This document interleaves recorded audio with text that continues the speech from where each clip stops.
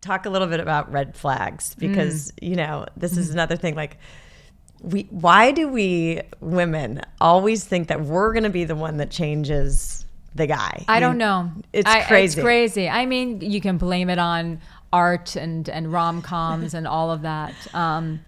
You're not going to change anyone, and you're not going to be the inspiration for their change. That is something that happens in the movies, and it's incredibly romantic and sexy, but it's just not going to happen. And so I think part of the reason why women have men do this too, by the way. They get into relationships and think, I can change this person. I can be the hero.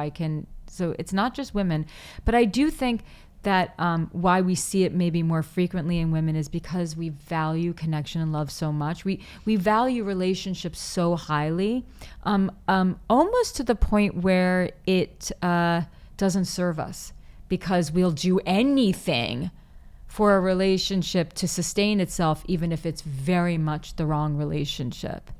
And so one of the things is, I feel this deep connection, or I'm attracted to them, but they have this giant enormous problem that's making them so that they can't actually, be totally available to me and emotionally available to me. But let me just wait, let me change, let me see what happens. And it's a really big mistake. Yeah. And throw out some of the most common red flags that we ignore, like the not returning the text, or okay, should we talk about early dating? Because yes, I feel like, so early dating is, first of all, if you just met someone and they don't text you back right away, I mean, I don't know, we're busy, right? And maybe the person is busy, but I do think, if someone is really into you, they're gonna text you. I mean, maybe it'll take a couple of hours because, people do have jobs. Yeah. I'm not texting anyone back right now. I'm not pulling out my phone like I'm doing this, right? And when we're hyper vigilant about that, that's our anxiety. But some red flags, they're not investing emotionally in you. They're not trying to get to know you more. It feels like they're just trying to get you into bed, or they're showering you with so many compliments, but they're not actually, when you actually start to share a part of yourself, like you share a story, they're distracted. That to me is a huge red flag. They chronically just don't text you back. They leave you on read. They're not if there's no progression. You're seeing each other for several weeks. There's no talking about plans or the future. There's no initiating of plans. These are pretty significant red flags. And then, of course, there are the heavier red flags, which are you're seeing them not being able to control their anger, especially if it's a man that's pretty intense. They don't know how to control their anger, so they have a lot of rage, and you maybe see their rage directed towards others, but eventually it'll be directed towards you. Any addiction that has not been dealt with, in terms of they're not sober, basically. So they're in the throes of their addiction. That's a huge red flag. And because they can't be in a relationship until they get sober. And so, these are the ones that people, and then there's ones that are very, very sad, and you're being forced, you're being manipulated, I should say, into exploring things in the bedroom that feel very much against who you are and what you want to do, and you kind of express discomfort, but they keep kind of pushing at it. That person you should never see again, ever. Yeah. Block anything them. That makes you feel unsafe. Anything that makes you feel unsafe, especially physically. So on the flip side of that, green flags. Green flags. And then intimacy. I guess let's go green flags, and then I'm going to ask about green flags. You have a really good time with them. You feel good about yourself when you're with them. You feel a connection. They're kind. And they just are very kind and thoughtful, and you kind of see them like that with their family, with their friends, that's just sort of who they are. You feel safe and comfortable in their presence. Like, you feel comfortable, you feel relaxed, and you can express an opinion, and it's safe to express an opinion. These are huge green flags.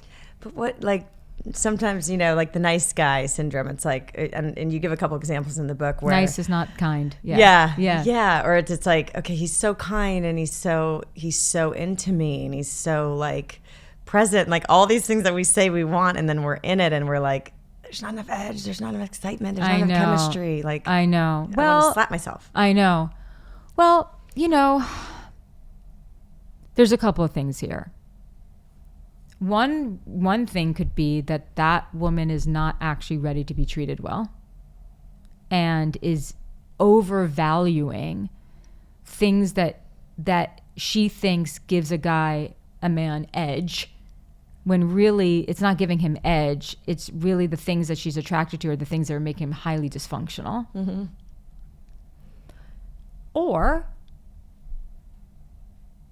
it's, if we're thinking in heteronormative terms, or it's the man who is, it's not that he's a good person. He's nice because he's too afraid to disappoint you.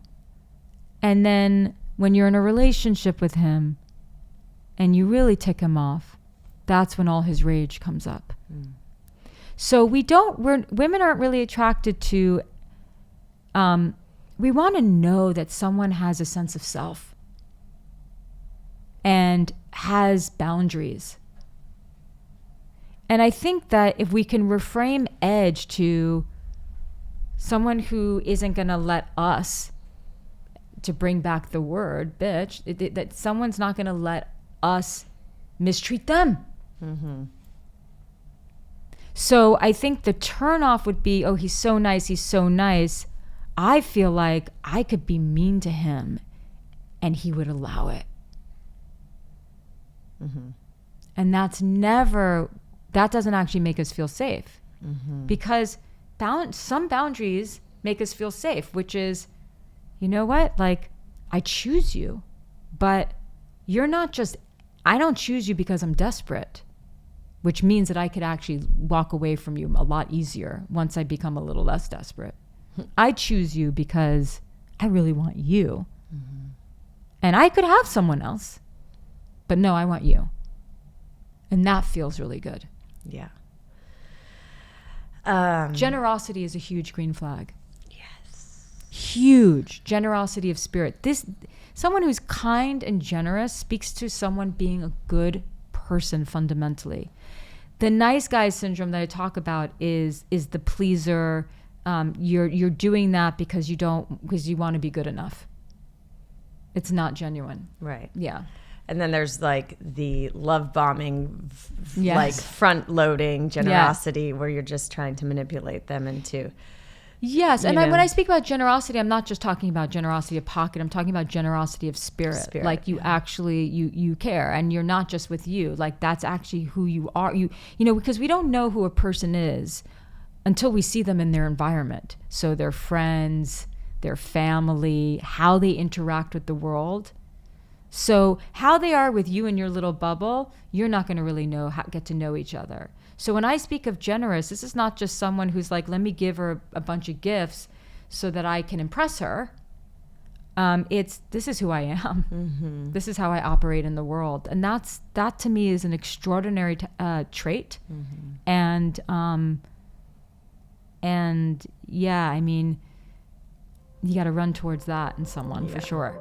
Thank you for listening to the Heal with Kelly podcast. Be sure to tune in every Thursday for more empowering wisdom and inspiring healing stories. And make sure you hit the follow button on Apple, Spotify, or wherever you get your podcasts so you don't miss that one episode that holds the answer you've been searching for.